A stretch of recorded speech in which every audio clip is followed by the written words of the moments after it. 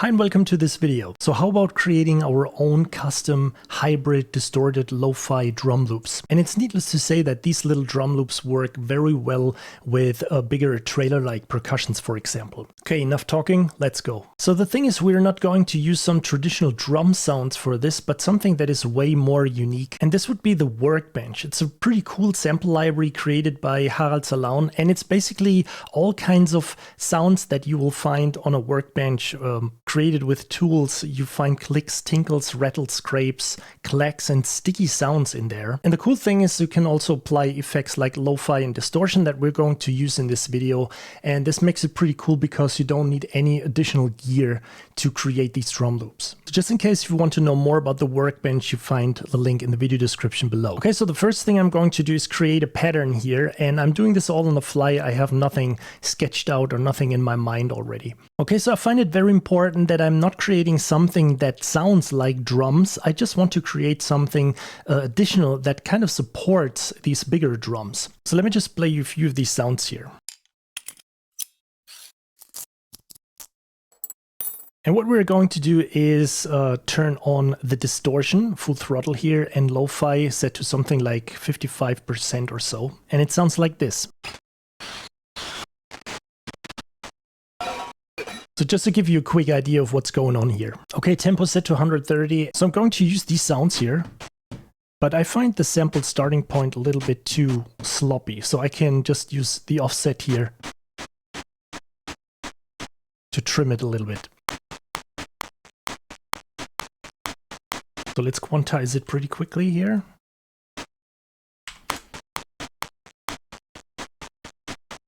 And work out the dynamics a little bit.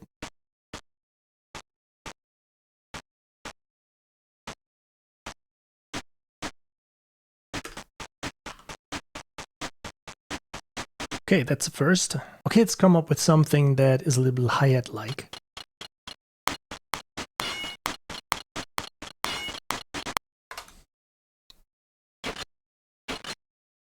It sounds a little bit too typical, so let's vary this a little bit here.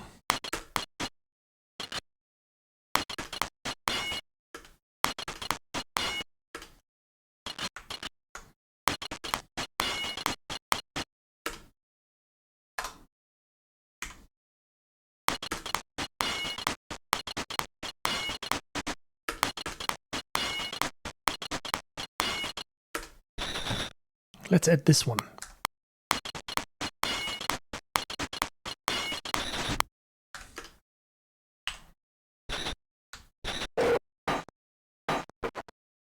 Let's use this one at the beginning.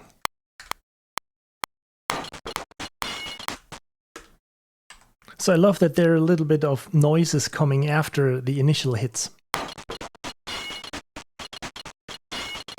Okay, that's for this part of the loop. I'm simply duplicating this section here, and I'm getting rid of these effects here. And I just want to create something that is more hi-hat-like now. So let's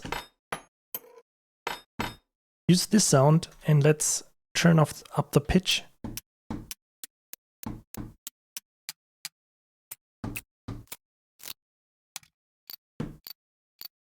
Maybe this one. Let's get rid of this.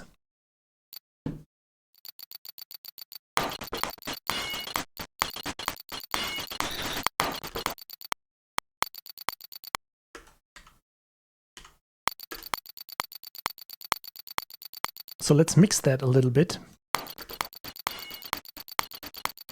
And let's turn on a tad of distortion here for this one.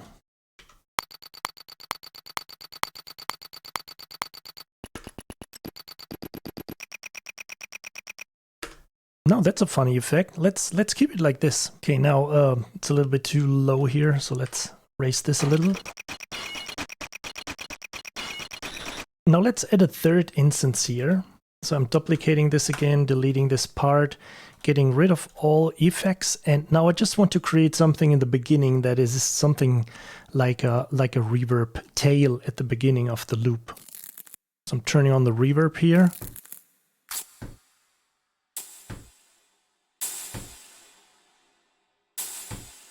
Maybe pitch that down. Sounds good so far. Let's try that.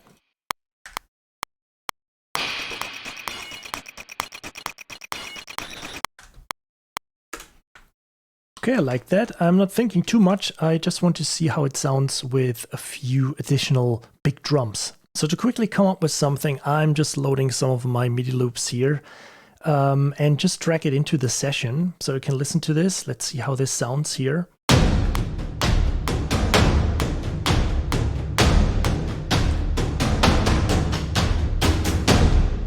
So let's just use the first half and yeah, see how it sounds with the... Let's copy that part here. Let's see how this all sounds.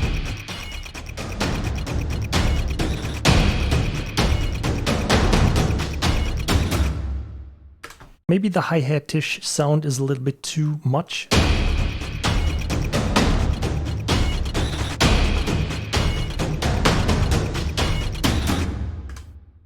So before I forget to mention this MIDI loop, let's say, triggers damage 1, the Armageddon ensemble. So you know what's going on. Let's play the loop again on its own.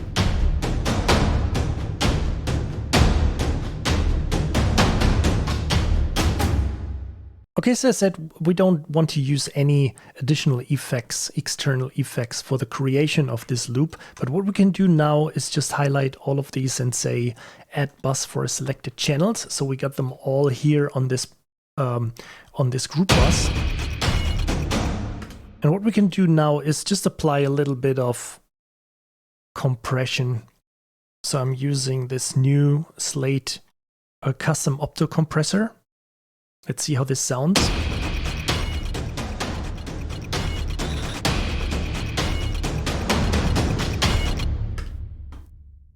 And let's apply some limiting on the master bus so we are not peaking. Okay, so now let's tweak this thing a little bit more.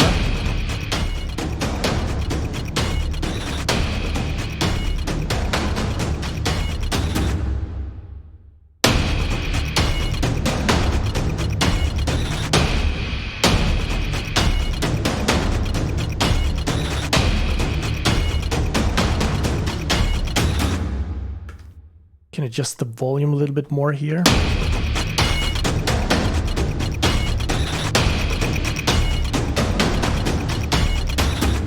What we can also do to make it a little bit more interesting is get rid of the first half, the second half of this hi-hat-ish like loop.